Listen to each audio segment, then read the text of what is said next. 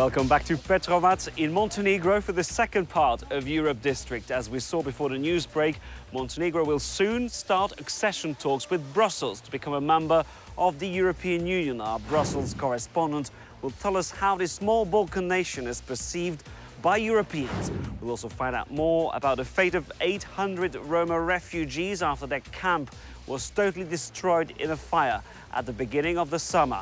And we'll meet a new guest in the program, Milena Jovicevic. She doesn't like mass tourism. She's an artist and she wants to show us Montenegro's hidden places. But first, they're the pride of Montenegro. The country's female handball team won a silver medal at the London Olympics, the first in the history of Montenegro. They'll tell our reporter what they expect from EU membership. Winning a medal at the London Olympics was a dream come true. Bagging their country's first Olympic medal ever meant Montenegro's women's handball team will enter their nation's history books. Competing in the Games for the first time, the team won silver to book a place on the podium, beaten in the final by world champions Norway. Fans call it a priceless prize for a country of only 600,000 inhabitants. We're very pleased that they have got people talking about Montenegro. And the silver medal they won is as good as gold. Some people aren't satisfied with silver, but it's a great achievement for a small country like Montenegro. In the coastal town Bar, supporters have come to see this year's European Champions League winners Podgorica, the club almost the sole provider of players to the national side. For years now, Podgorica's nurtured handballers considered among the best in the world, some of them now retired. Many of the younger players, still basking in the Olympic glory, say they're proud to put the spotlight on Montenegrin sport. We conquered Europe. Last year, we were European champions. That is why I think that since then, everyone in Europe knows about Montenegro. Sport has allowed us to make a name for our country. The Olympics were only the third international outing for the handball team, following Euro 2010 and the World Championships a year later. Since their country's independence in 2006, Montenegrins have built a reputation as serious contenders on the sports field, thanks to their high fitness levels. The men's water polo team fell just short of a medal at the London Games. I think that sport is the best ambassador for Montenegro. Just look at our results and success. This shows that Montenegro deserves its place in the European Union, among other European countries. I'm convinced that sport will help our integration. Sport allows Montenegrins to express their desire to be in the EU. Montenegrins are hoping team spirit and sportsmanship will prove a winning combination as their country makes its pitch for EU membership.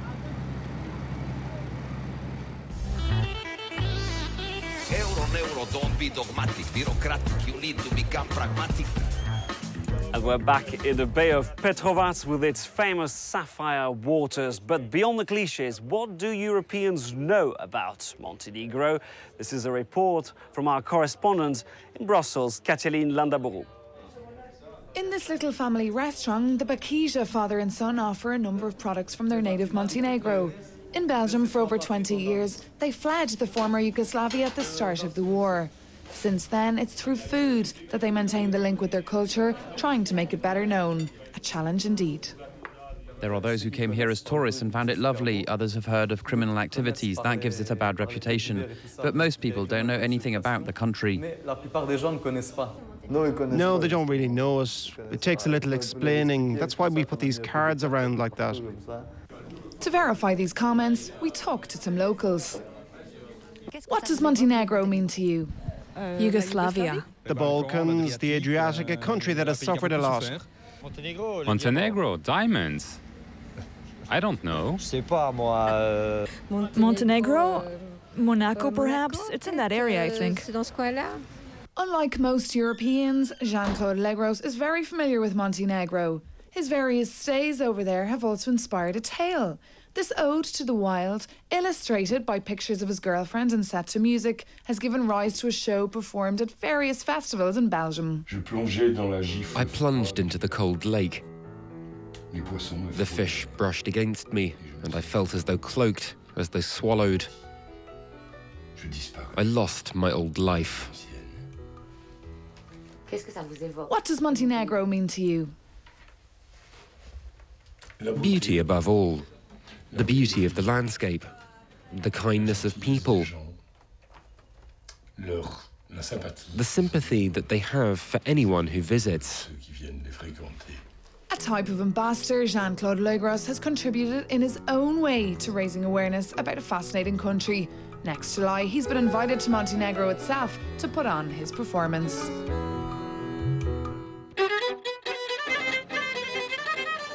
Across the Balkans, Roma people are among the poorest citizens. They often accuse authorities of doing little to help them. The issue has been at the center of attention in Montenegro after a camp was burned in a fire earlier this summer. The European Union has already pledged €2.5 million. It's now urging Montenegro to find solutions to relocate more than 800 Roma refugees. In the early hours of the morning, fire breaks out at the Konik Roma camp. Drought in Montenegro means that very quickly the flames spread, destroying all of the makeshift homes. Residents use the few means they have to try to extinguish the blaze and salvage what they can. Around 150 families lose all they have. On our arrival, the camp's residents are ready to vent their anger. Come and see all of our tents. Come and see the conditions we live in. We have nothing. These tents were set up next to the remains of the old camp. Come here, come here. This woman shows us where she lives, with her husband and children. I have a little baby who lives with me. I'm sick. I have asthma and heart problems. I can't live like this. It's like a toilet. Look at that baby. Like most of Konik's Roma, this family originally comes from Kosovo. For 13 years, they've been refugees, having fled the wars that tore apart former Yugoslavia. Despite the tough living conditions, they say they prefer staying in Montenegro. The Montenegrins are quite friendly with us. I mean, the citizens of Montenegro. Some respect us. We take care of the rubbish bins here. We make our living from this. And some people wait for us and give us things. They're honest. Of course, there are other more unkind people who throw things like pots and tomatoes from the 3rd or 5th floor to hurt us. If the Roma are to work, study and receive healthcare in Montenegro, the country must first clarify their legal status. The issue hangs heavy in negotiations with the EU. The government say they're developing a more sustainable policy. The government strategy is based on 2 points. The first is to give them a legal status and then offer them a home. Regarding their status, we want them to have a right of permanent residence. So far, there have been 8,000 applications for residency, and we've managed to meet 5,000 of these requests. Back at the camp, Red Cross worker Snezhana's beginning her round. The Roma residents have many questions, mostly concerning their impending relocation or about papers for administrative procedures. Arietta can't read and needs help reading a letter from local authorities. You'll get a copy of your birth certificates and those of your daughter and your granddaughter so that you can get your papers. As winter approaches, these tents will soon be inadequate to protect from the cold. The Montenegrin government sought an emergency solution. These containers are set to become the Roma's new home. This one is going to be used for pediatrics and for general medicine services. In a few months' time, people will have the same containers to live in. For the time being, it's a temporary solution for the Roma. The European Union has promised to invest several million euros to construct permanent housing starting in 2013. In the meantime, life goes on for the children of Konik.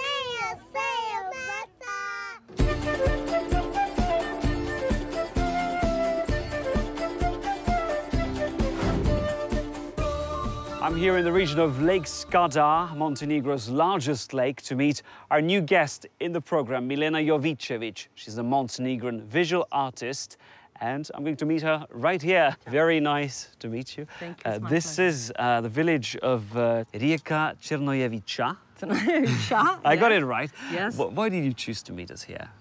Because I was so many times in my childhood here, and I come every week here, and I adore this place. The family of my father is from this region, just one village next to Rijeka Crnojevića. My grandmother was selling the cheese, because here it was a very big market, and they sell fish, food, cheese. It was the most important trading center. We have this old, very famous old bridge. It's from the dynasty Petrović. I come here to recharge my batteries, to enjoy the silence, to find my serenity. Nirvana. I adore driving here, even if everybody thinks that Montenegro has very dangerous roads. Ooh. Milena, from this hill, we have an amazing view of Lake Skadar. Yes, we are here in the middle of the fjord of Lake Skadar, the biggest reserve of sweet water in Europe. And it's the lake with so many endemic species of fish, birds, plants. So it's very important not only for Montenegro, but for all Europe. We have natural border with Albania. Montenegro has 2/3 of Skadar Lake and Albania 1/3. I hope that they will really, because it's national park, they will not allow anybody to build or to disturb this beautiful landscape.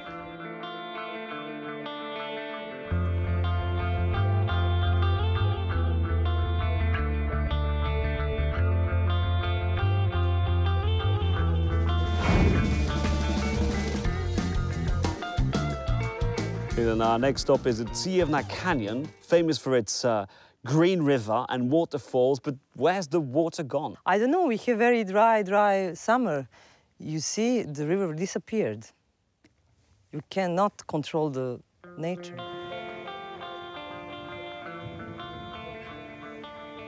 And precisely, I know you have a series of works on natural disorders.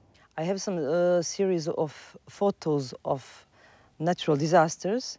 I have some series of Paris flooded, underwater completely. I have just one little dog that swims in the lake around the Notre Dame.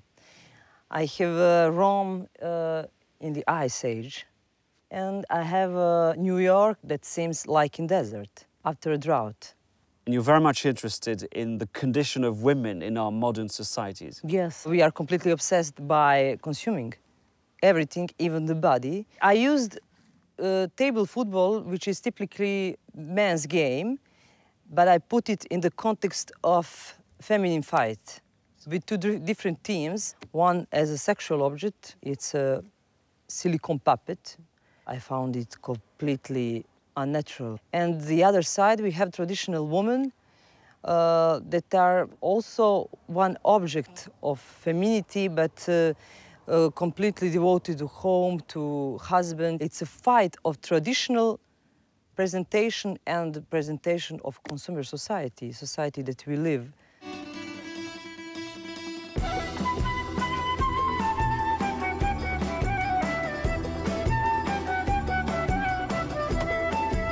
Christophe, I have to show you something. We stopped on the road, and you will see. Dobar dan. Dobar dan. Hi. I'm Nenad.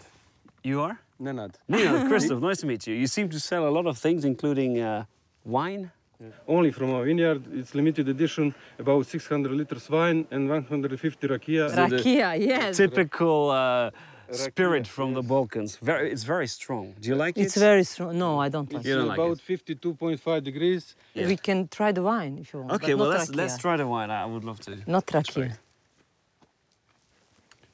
Thank you. Fala puno. Now you will say in Montenegrin, živjeli. Živjeli, Milena. Živio, Christophe. Nenad, živio. And we'll try your wine. I think Christopher. Christophe is Christopher. Christopher didn't find America. Christopher found Montenegro. And we found Montenegro for sure.